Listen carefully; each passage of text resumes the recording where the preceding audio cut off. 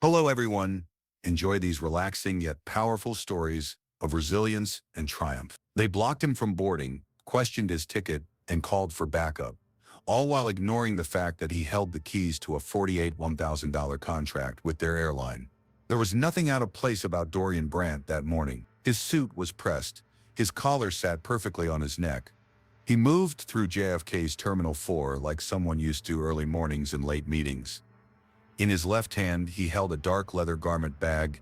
In his right, a first-class boarding pass bound for San Francisco. He was flying out for the Western Produce Sustainability Summit, where he was scheduled to deliver the keynote speech. At 58, Dorian had done this routine too many times to count. He wasn't the kind of man who needed attention. He preferred quiet efficiency. If you believe stories like this should be told more often, don't forget to like the video and subscribe to RVM Amazing Stories.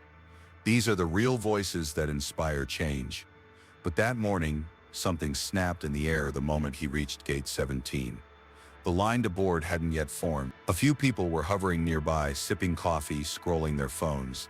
Dorian walked up to the desk calmly, gave a polite nod to the young woman at the gate, and handed her his boarding pass. She didn't scan it. Instead, she looked up at him and looked again, slower this time.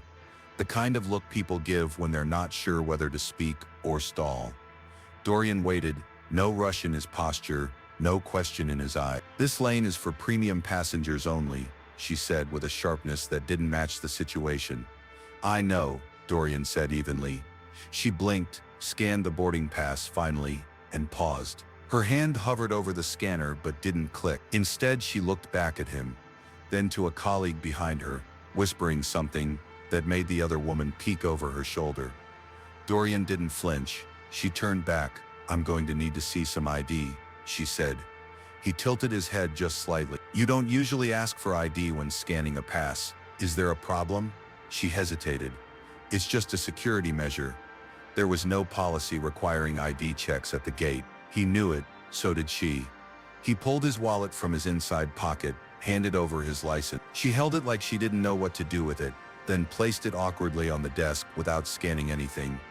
"Wait here for a moment. Do you think Dorian was treated fairly?" Comment 1, if you agree with this kind of calm leadership. 0 if you don't like the outcome.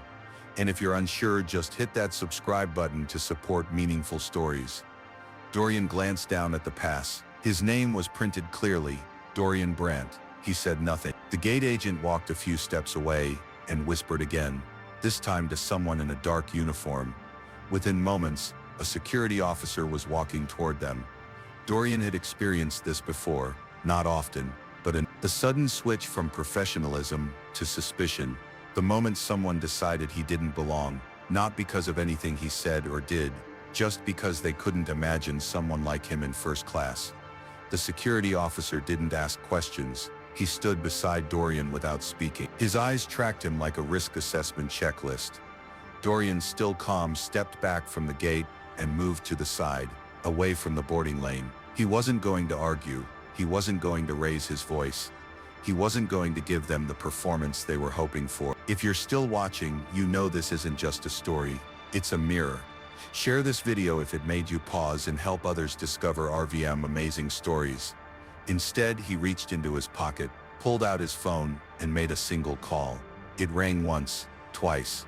Then, "Maggie, it's me. I need you to pull up the catering contract we signed with Horizon Air 2 weeks ago. The one covering their western routes." "Yeah, I'm standing at JFK Gate 17. I'll hold." He stayed on the line, eyes fixed straight ahead. No emotion, no visible frustration. The gate agent glanced over, realizing he was still there. She leaned into the mic on the desk. "We're just working through a minor issue," she said to the crowd of passengers now beginning to line up behind him. "Thanks for your patience," but no one was being patient. A businessman in a gray pullover leaned forward to whisper, "Is he causing trouble or something?" Dorian heard it. He didn't turn around. Maggie's voice returned on the phone. "Jot it. You want me to call corporate or no?" he said softly. "Just flag it. I think they're about to recognize a problem." He hung up and slipped the phone back into his pocket. The boarding pass was still in his hand. He stood calmly, as if waiting for an elevator. But that call wasn't to complain.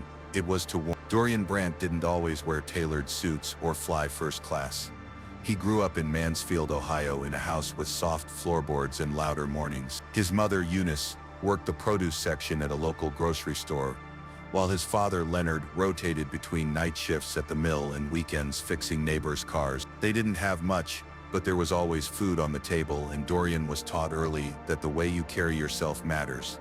At 15, he was up at 5 a.m. on Saturdays, helping his mother sort through crates of fruits and vegetables before the store opened. It was where he learned to tell a ripe melon by touch, how to spot a spoiled apple from 10 feet away, and most importantly, how to talk to people.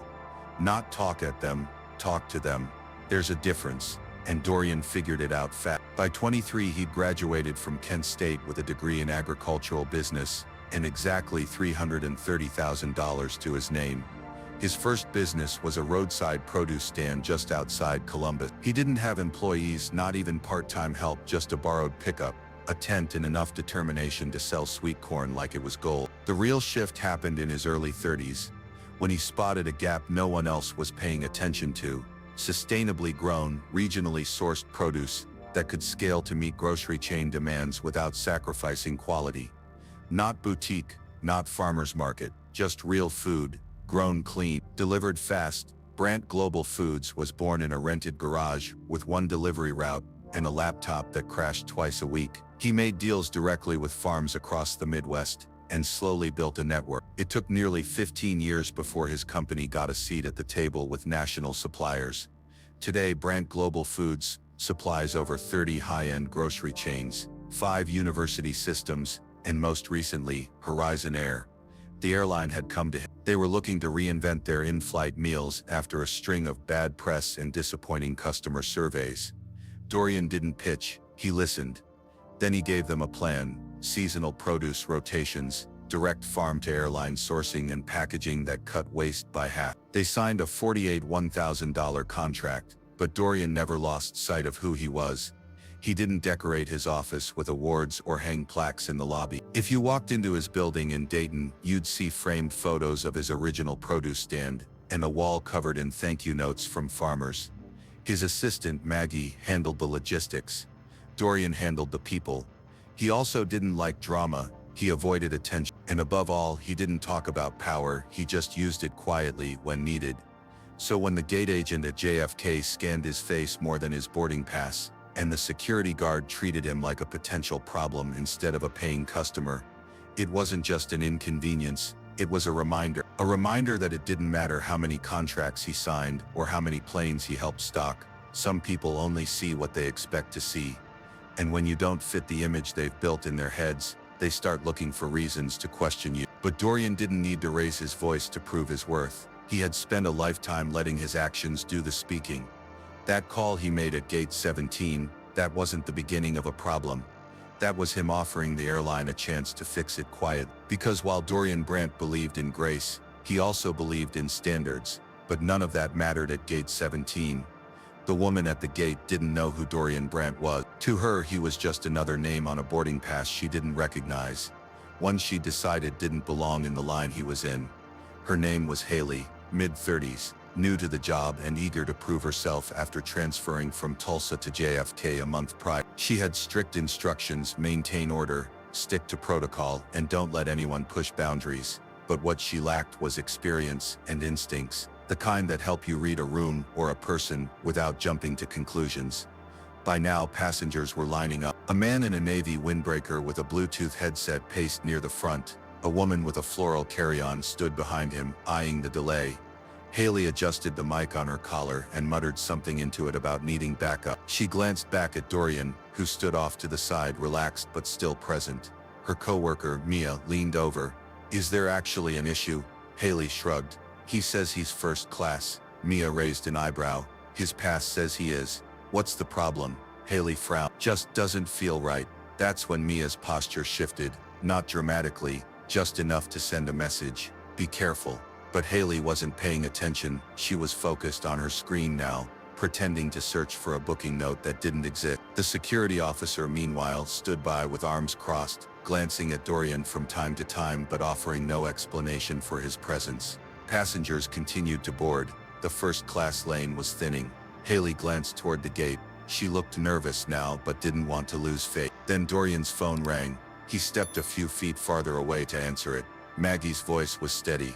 "Okay, I've already sent an alert to their regional VP. I also looped in Jack Renna. He's the head of food service integration on their end." "Thank you," Dorian said quietly. "Keep me posted." He hung up, no expression on his face, just calm. Back at the desk, Mia was getting uncomfortable. She pulled Haley aside. "Do you realize who he is?" she whispered. "That's Dorian Brandt. I saw his company on the vendor list last week, the new produce deal with Horizon." Haley's stomach turned. "Wait, what?" "Yeah, he owns Brandt Global Foods. They're working with us." Haley's mouth went dry. She looked back at Dorian, who hadn't moved, his boarding pass still in hand. No expression of anger, no confrontation. "Maybe we should just board him now," Mia offered. But Haley panicked. "No, if we do it now it looks like we..." She was cut off by a voice in her earpiece. A supervisor. "Haley, I need a status on the hold at gate 17. We're showing a delay flag." She froze. "Just handling a passenger issue, but it's under control." The supervisor didn't sound convinced. "Make sure it is. We've got execs from corporate flying in this morning.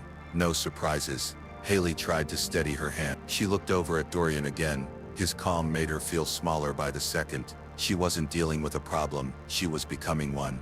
Mia turned toward him, ready to apologize. But just then, the boarding door beeped. Another passenger stepped through. A man in khakis glanced back and said, "What's going on with the holdup?" Haley didn't answer. Her voice had disappeared. Then Dorian took a slow step forward, not toward the desk, but to the glass wall overlooking the runway. He stood there, hands folded behind his back, watching a line of luggage carts move past. He wasn't in a rush. He wasn't anxious. He was watching time work in his favor. Haley was watching it run out, but the people in charge were already on their way. 10 floors above the airport terminal, in an office that overlooked the tarmac and the Manhattan skyline beyond it, Cynthia Reyes was halfway through a croissant and a quarterly operations report when her desk phone rang. She didn't usually take calls from unknown numbers, but this one had been forwarded twice, and her assistant flagged it as urgent. "This is Cynthia," she answered. "Hi Cynthia. Maggie Geller calling on behalf of Dorian Brandt, CEO of Brandt Global Foods. We've just been alerted to an incident involving Mr. Brandt at gate 17. Cynthia sat up a little straighter. "What kind of incident?" Maggie's voice remained professional. "Your staff seems to have denied him boarding despite his first-class ticket. We're concerned it may escalate." Cynthia didn't waste time asking for details. She had seen Dorian's name enough to know the stakes. Horizon Air had only recently finalized its supplier contracts for the next fiscal year, and Brandt Global wasn't just any vendor.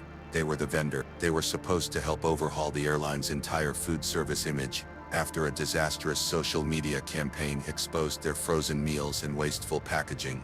This wasn't just bad customer service. It was a live fire inside a room full of gas. "I'll handle it," Cynthia said quickly, standing up and motioning to her assistant. "Is he still at the gate?" "He is," calm, but clearly being mishandled. Cynthia was already out of her office, jacket in hand, heels echoing down the hallway. She turned to her assistant. "Get me Sean and Elise from Brand Protection now."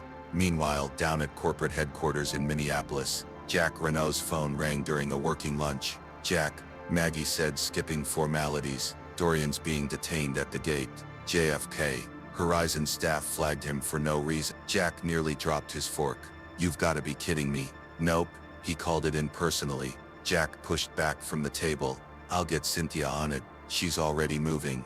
You might want to prep legal just in case." He didn't respond, just hung up and started dialing. If this went public, it could dismantle months of work on the new campaign rollout. There were press releases scheduled, launch videos in editing.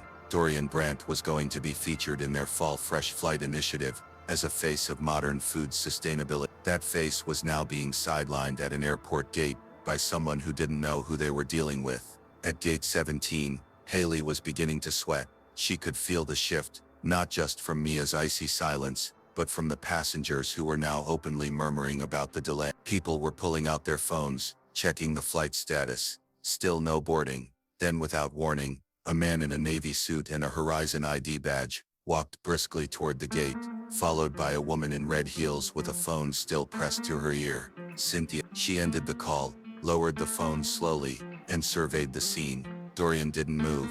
He watched her approach, but didn't step forward. He knew exactly who she was. Cynthia extended her hand, calm but direct. "Mr. Brandt, I'm Cynthia Reyes, Executive Director of Regional Operations. May I speak with you privately?" Dorian nodded once, finally slipping his phone back into his pocket. Of course. They stepped a few feet away.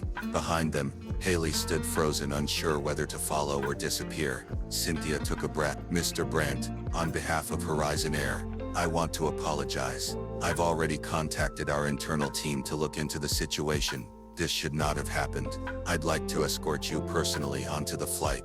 Dorian didn't react. He simply asked, "Do you know what seat I was assigned?" She checked her tablet. "Seat 1A. He smiled faintly. "First row.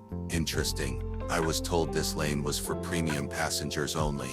Cynthia didn't blink. "Again, I apologize." Dorian leaned in slightly. "The issue isn't the mistake, Miss Reyes. It's the assumption behind it." She swallowed hard. "Understood." But Dorian wasn't looking for payback. He was waiting for the truth. Haley stood behind the gate desk, motionless. Her headset was still clipped to her collar, but she wasn't speaking into it anymore. She watched Cynthia and Dorian standing a few feet away, their conversation too quiet to hear, but loud enough to change everything. Passengers had stopped boarding. The monitors still showed the flight on time, but nothing was moving. Mia avoided looking in Haley's direction. She didn't need to. Everyone at the gate already knew something was wrong. Cynthia turned to wave over another man. Tall, sandy hair, black lanyard, corporate posture. This was Justin Cole, Horizon's legal liaison for East Coast operations. He'd been briefed in the elevator, and knew better than to offer explanation. He extended his hand to Dorian. "Mr. Brandt, I'd like to apologize personally. I understand this experience has been." Dorian cut him off gently. "I don't need an apology, Mr. Cole.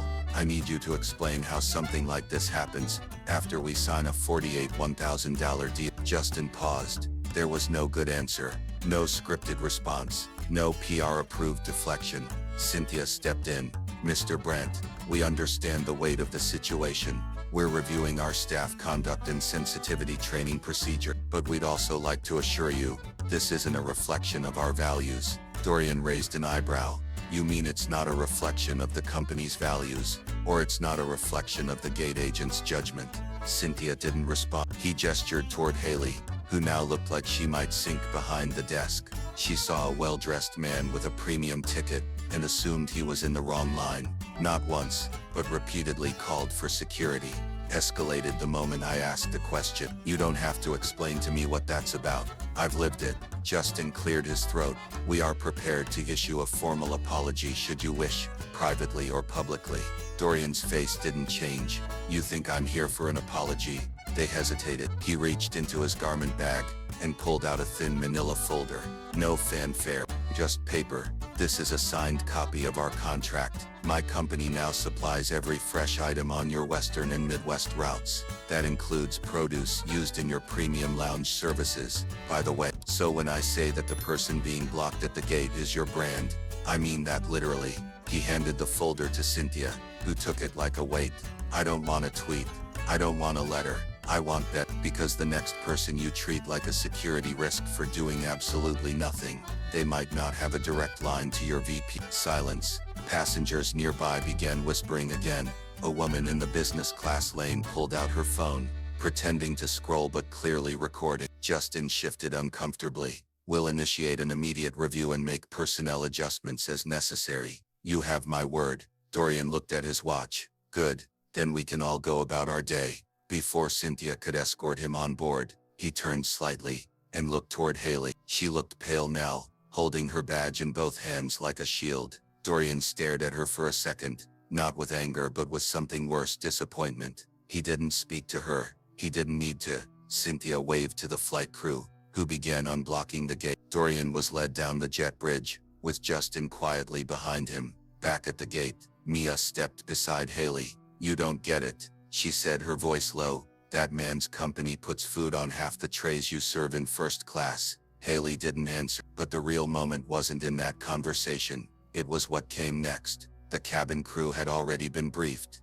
As Dorian stepped onto the plane, he was greeted not with the usual robotic smile, but with a level of attention that felt more like a quiet apology. A flight attendant named Jordan, offered to take his garment bag, and another immediately brought him a bottle of water without asking. "Mr. Brandt, if there's anything you need before takeoff," Jordan said, almost under his breath. "Just say the word." Dorian didn't react much. He wasn't interested in gestures. He took his seat in 1A, placed the water down without touching it, and exhaled through his nose. Not relief, just breath, controlled and measured. Outside, something strange was happening. The terminal had come to a crawl. Passengers were now checking the boards more often. First, Gate 17 status shifted from boarding to delayed. Then within 10 minutes, another 2 gates nearby changed to the same. A man in a gray blazer tapped on the desk at Gate 18, only to be told they were experiencing an internal systems review. It wasn't just Dorian's flight.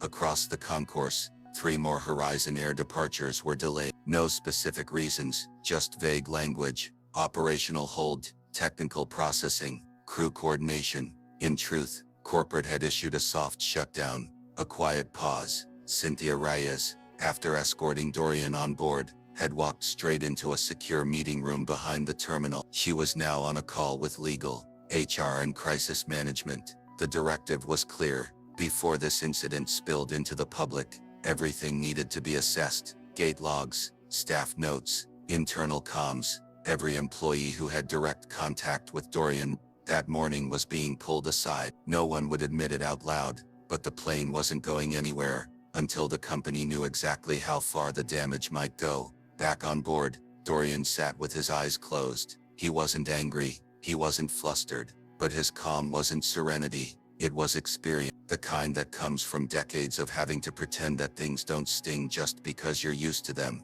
He thought about his father, Leonard, who once got turned away from a car dealership because the manager said he didn't look like he could afford it. He thought about his first investor meeting in Columbus, where someone mistook him for the valet. And he thought about how after all this time, it was still happening, just at a higher altitude. Jordan came back. "Mr. Brandt," he said gently, "we've been asked to delay departure brief. They're working through something with the terminal team. We'll keep you updated." Dorian nodded once. Jordan hesitated, then added, "I saw what happened out there. It wasn't right." Dorian opened his eyes. "Thank you." Silence lingered for a sec. Then Jordan said, "I told my younger brother to watch your talk at the sustainability conference last year. He's studying aggressiance. You made it feel real for him. Just thought you should know." Dorian looked at him for the first time since boarding, a small smile. "Not performative, just human. I appreciate that." As Jordan walked away, the pilot stepped out of the cockpit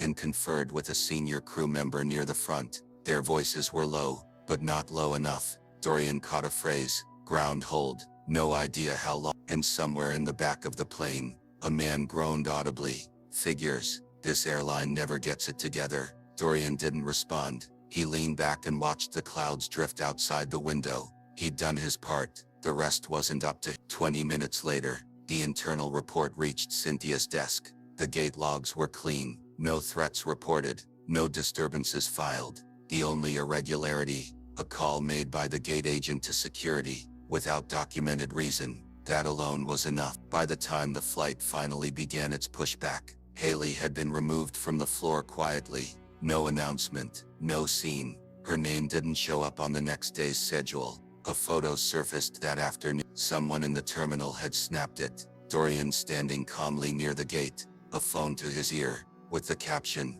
"He didn't raise his voice, he didn't move, but the whole airport listened." But stories like this don't always end the way you'd expect. The plane touched down in San Francisco, just after 1:15 p.m. local time. Dorian was one of the last to leave the aircraft, taking his time as passengers rushed toward rideshares, baggage claims, and connection. He didn't check his phone until he was already in the back of a black Lincoln, headed toward the Marriott, where the Western Produce Sustainability Summit was already underway. The notifications were stacked. Emails from Horizon execs, a text from Maggie letting him know the legal team had reached out with a draft letter, and a link to a local news blog that had somehow picked up on the JFK incident. Nothing viral, nothing explosive, just a quiet ripple moving through the right circles. Inside the conference ballroom, the crowd was buzzing. Dorian entered unnoticed at first, but as he made his way to the side of the stage where his keynote was scheduled, a few attendees began to recognize him.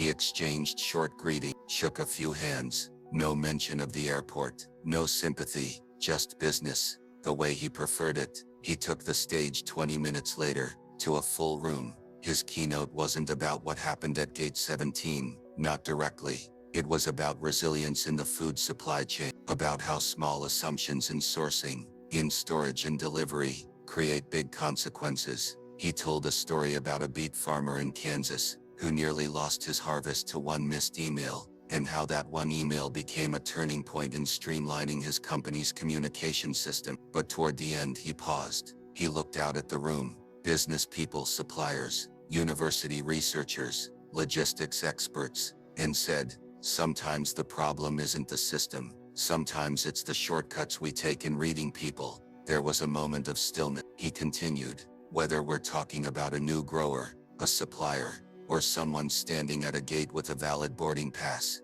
what we assume tells the world more about us than it does about them. That got quiet applause, not thunderous, just afterward, as Dorian walked off stage, a man from a Seattle distribution firm stopped him and said, "Hey, that thing you said about shortcuts hit me harder than I thought it would." Dorian smiled. That's where the rot starts. In the back in New York, Cynthia Reyes sat in her office, reviewing a report from the internal audit team. Haley's file had been flagged, but Dorian hadn't asked for her to be fired. He hadn't asked for compensation. He hadn't even responded to the offer for a written apology to share publicly. He didn't need to. The airline's senior staff knew exactly what had happened, and they knew exactly how close they'd come to losing more than a contract. In the following weeks, Horizon quietly announced a new partnership with a civil rights advisory group focused on workplace sensitivity and bias prevention. A few press outlets connected the dots. Dorian was mentioned once,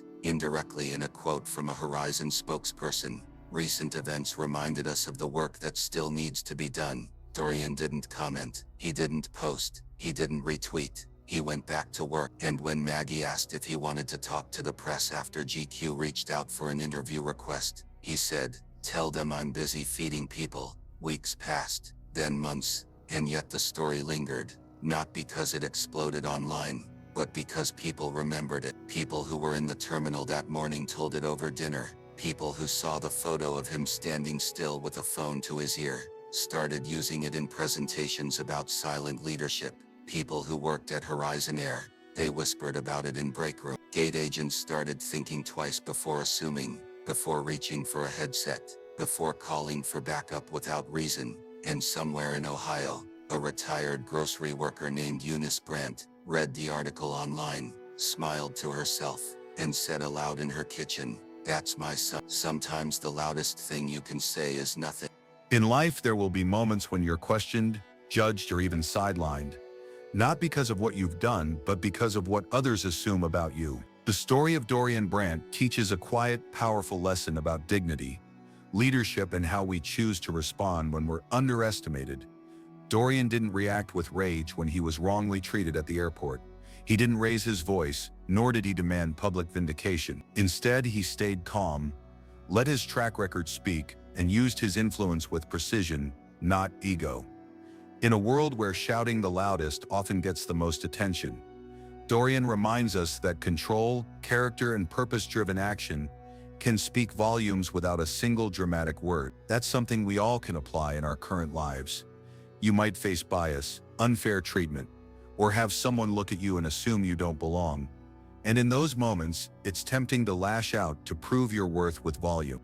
But the better route, the more powerful one, is to hold steady, trust in the value you've built over time, and let your actions carry the message. Keep building your name with integrity. Keep showing up early, staying late, and doing work that matters, even if no one's watching. Because eventually the right people will, and when the wrong people cross you, they won't be able to deny your impact.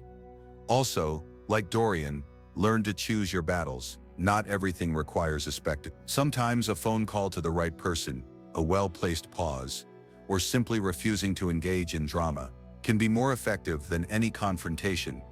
Be strategic with your energy. And when you're wronged, remember what Dorian's mother Eunice would have said. Sometimes the loudest thing you can say is nothing at all. That's not silence, it's strength. It's a refusal to let others define your identity or dictate your worth. And lastly, don't just lead for yourself, lead for the next person. Dorian didn't need an apology, but he made it clear that what happened to him shouldn't happen to someone without the same resources or connections. So when you succeed, remember to open doors for others. Make sure your influence creates change that ripples beyond your name. Whether you're building a business, trying to find your place in the world, or just pushing through daily challenges, carry yourself with quiet excellence. Let your story be one of substance, not noise. The world may not always treat you fairly, but if you stay grounded, focused, and driven by values, not ego, you'll create a legacy that lasts longer than any moment of disrespect. That's what real leadership looks like. That's what real power is.